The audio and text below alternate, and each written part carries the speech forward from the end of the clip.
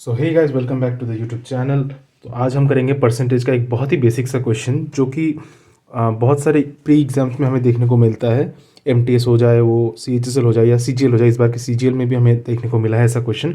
सो ये क्वेश्चन क्या है, basically A's income is 25% more than B is income.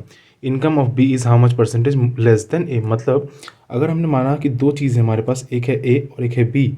सो क्या बोला, A's income is 25% more than B is income. मतलब अगर बी को हमने कंसीडर कर लिया 100, तो ए का इनकम क्या हो जाएगा 25% मोर देन बी, मतलब ये 125 हो जाएगा।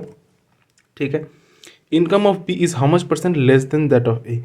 तो हम क्या बोल सकते हैं, इन दोनों के बीच में क्या डिफरेंस है हमारे पास, इन दोनों के बीच में हमारे पास डिफरेंस है 25 का। सो हमें क्या पूछा था, हमें पूछा था कि how much income of B is how much percent less than that of A. Income of B क्या है हमारे पास 100। सो 25 का हमारे पास डिफरेंस है कितने के ऊपर, 125 के ऊपर। ए के ऊपर हमें निकालना था 125, परसेंटेज निकालना है तो 100 से मल्टीप्लाई तो करना पड़ेगा। 25 5 ज़ा 125, 5 20 ज़ा 100, मतलब हमारे पास 20% का बी का जो इनकम है वो ए के इनकम से 20% कम है। इसी चीज़ को हम एक स्मार्टर अप्रोच से कर सकते हैं।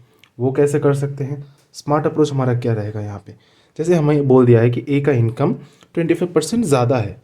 मतलब ज़्यादा मतलब क्या, हम प्लस लिख सकते हैं और 25% को हम लिख सकते हैं 1/4, है ना।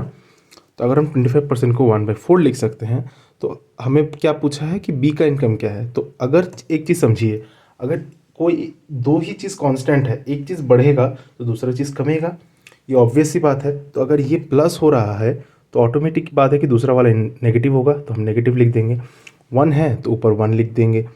और इन दोनों को क्योंकि यहाँ पे ऐड हो रहा है, प्लस साइन है, तो 1 + 4 5 ये हम लिख देंगे।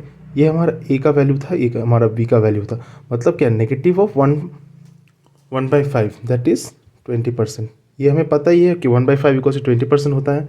सो हमारा बी का वैल्यू जो वो होगा वो 20% लेस होगा।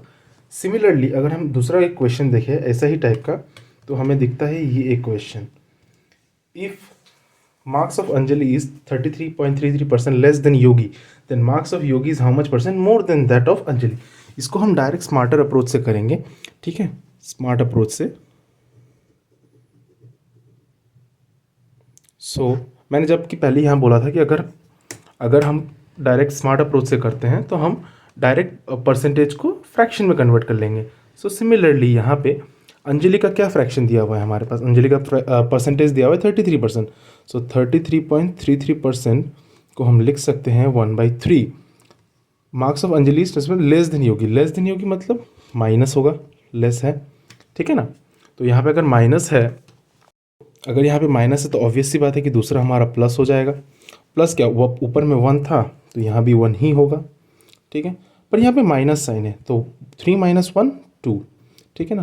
तो अगर ये 2 है, 1/2 दैट इज इक्वल्स टू कितना परसेंट हमारा, 1/2 इक्वल्स टू